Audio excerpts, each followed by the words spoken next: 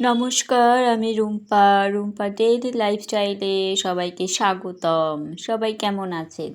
আমি যে ভালো আছি তা আজকে আর বলতে পারছি না। শরীর বেশ খারাপ, যদিও আজ থেকে নয়, 2 থেকে 3 দিন ধরেই শরীরটা বেশ খারাপ। কিন্তু গতকাল রাত্রেও বুঝতে পারিনি যে আজকে সকালবেলায় উঠে এতটা অসুবিধা হবে। এমনকি 7:30 বা 7টা 7:30 অবধিও বুঝতে পারিনি যে আজকে সারাটা দিন শুয়েই কাটাতে হবে শারীরিক অসুস্থতার জন্য। সকালে নিত্যনৈমিত্তিক কাজগুলো যেমন করছি, ঘুম থেকে উঠে জানলাগুলো খুলে দোরগোড়ায় একটু জল দিয়ে ঠাকুর প্রণাম করে আমি আমার দিনটা যেমন প্রতিদিন শুরু করি ঠিক তেমন আজও শুরু করলাম। ঈশ্বরের নাম নিয়ে দিন শুরু করা আমাদের প্রত্যেকেই করে থাকি। আমি উচিত বলবো না, আমরা সবাই জানি ঘুম থেকে উঠি আমরা সবাই ঈশ্বরের নাম নিয়েই দিনটা শুরু করি। কিন্তু সকালটা যখন শুরু হয় তখন বুঝতে পারা যায় না যে আজকের দিনটা কেমন যাবে। ঠিক তেমন আমারও তাই। বেশ কয়েকদিন ধরেই কোনো না কোনো কারণে প্রত্যেকটা দিন কোনো না কোনো কারণে কিছু না কিছু অসুবিধার সৃষ্টি হচ্ছে। আজও ঠিক তাই।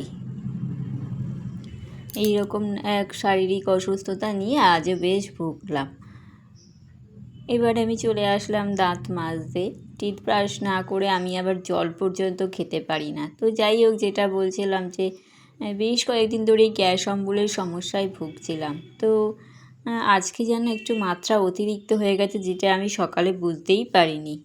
গুড মর্নিং, আজ রবিবার। সবাই কেমন আছেন বলুন।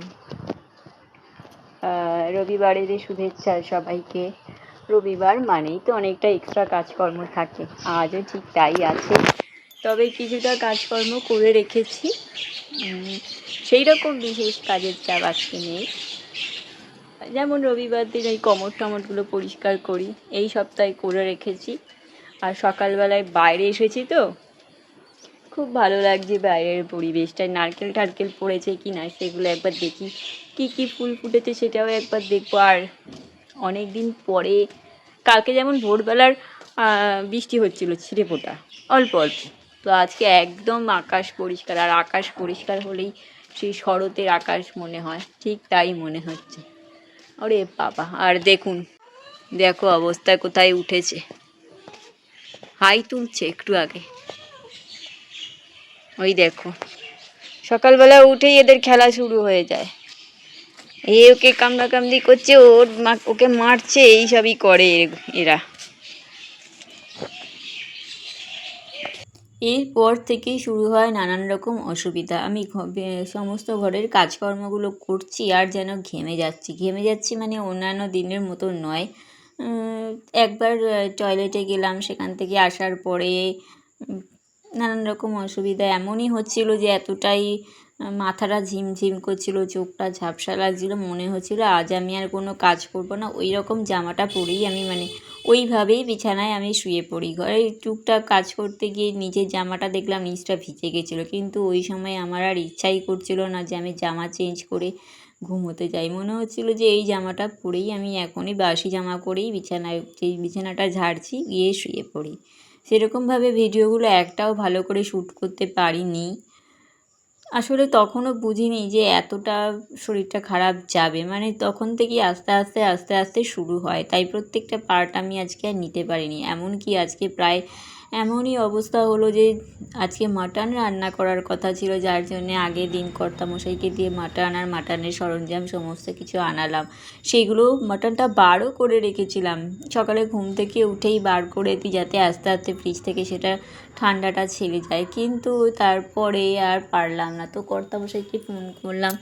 আমাদের হাউসওয়াইফদের যদি আমরা হাজব্যান্ডের সাপোর্টটা পাই না, আমাদের কিন্তু অর্ধেক শরীর তো খারাপ থাকেই, কিন্তু আমাদের মাথায় তো কাজের চাপ থাকে। কিন্তু যখন দেখি যে বাড়ির কর্তারা বা বাড়ির মেম্বাররা আমাদের শারীরিক অসুস্থতা বুঝতে পারছে, তখন কিন্তু অনেকটা মানসিক শান্তি চলে আসে। শরীরে কষ্ট থাকলেও মন বা মাথাটা কিন্তু অনেকটা হেডেক কম থাকে।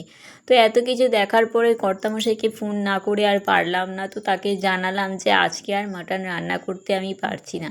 সে আমাকে কিন্তু কারণ পর্যন্ত জিজ্ঞাসা করলো না যে কেন। আমি তখন তাকে জানানোর পরে সে বললো না কোনো অসুবিধে নেই, তোমার যেটা সুবিধা হয় করো। সত্যি বলতে তারপর সেকেন্ডবার সে যখন ফোন করলো, সে আমাকে জানালো যে এখন শরীর কেমন আছে আর তোমাকে কিছু রান্না কিচ্ছু করতে হবে না, তুমি সেদ্ধ ভাত করে নাও। ইচ্ছাই ছিল না আজকে, মানে কতক্ষণে গিয়ে শোবো, এখন সন্ধ্যে 7টা বাজে, আমি ভয়েস দিচ্ছি, এখনও যেন আমার গা হাত পা মাথা সমস্ত যন্ত্রণা করছে। এর থেকে এই গ্যাস্ট্রিকের সমস্যার থেকে আমার আবার ছোটোবেলা থেকেই গ্যাস্ট্রিকের সমস্যা হলেই সেখান থেকে আমার আবার জ্বর এসে যায়। ঠিক তেমন আজও তাই, গা হাত পা মাথা সবই ব্যথা, যার থেকে জ্বর এসে গেছে। যতক্ষণ পর্যন্ত না এটা ঠিক হবে ততক্ষণ পর্যন্ত জ্বরটা যাবে না। তবে বাড়িতে মা আর বোন অনেকবার ফোন করে করে খোঁজ নিচ্ছে, প্লাস ওরাও বলছে যে ওষুধপত্র খেতে। আমি ঠিকঠাক মতন ওষুধ খেয়েছি, এবারে ওষুধ খেলে হয়তো সঙ্গে সঙ্গে কমে যায়, কিন্তু দুর্বলতাটাও তো থাকে। বোন আর মা বারবার অ্যাডভাইস দিচ্ছে, বারবার জিজ্ঞাসা করছে কী খেয়েছে। এই হচ্ছে আপন মানুষ, আপন মানুষদের স্নেহ ভালোবাসা কিন্তু জগতে আর কোথাও পাওয়া যায় না। যতই বন্ধুবান্ধব থাকুক না কেন, হ্যাঁ, বন্ধুবান্ধবরাও অনেক ক্ষেত্রে আপন হয়, তবে সেই ভাগ্য সবার হয় না যে একেবারে কাছের মানুষদের মতন বন্ধু পাওয়া খুব কম মানুষই পায়। তো যাই হোক, আমার কাছে আমার মা বোন আর কর্তাই হচ্ছে সবচেয়ে ওয়েল উইশার। ওদের থেকে ভালো আমার মনে হয় না আমাকে আর কেউ বাঁচতে পারে বা ভালো বুদ্ধি দিতে পারে। তো রান্না বলতে কিছুই আমি আজকে করিনি।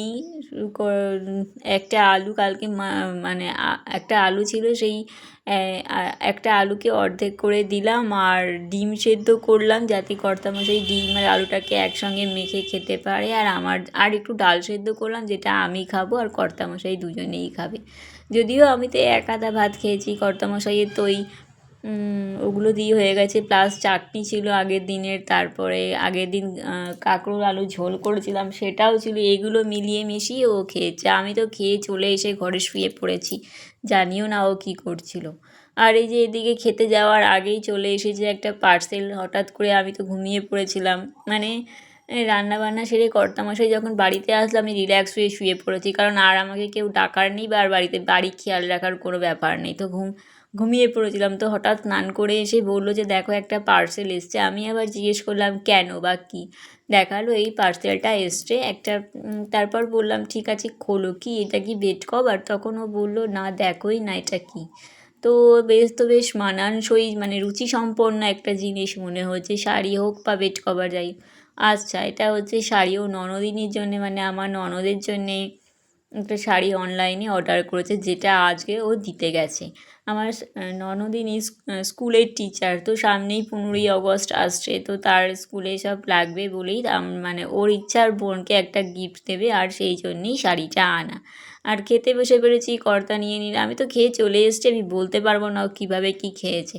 আর সন্ধেবেলায় ও বেরোনোর পরে, মানে ওর বোনের বাড়ি গেছে, আমি গিয়ে রান্নাঘরে দেখি ও বাসন কোসন সব মেজে উবুড় করে রেখে গেছে। আমি সত্যি অবাক হয়ে গেছি, ভাবিনি। আমি বলছিলাম যে থাক তুমি রেখে দিও, কাল সকালে আমি মাজবো, আমার আর ইচ্ছা করছে না।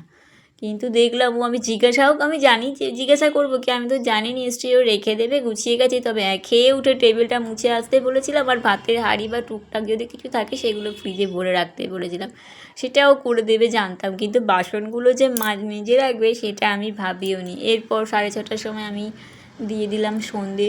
কর্তামশাই বেরোলো তখন 5টা, বাড়ি আস্তে আস্তে মোটামুটি তো 8:30 তো 8:30 9টা বাজবে।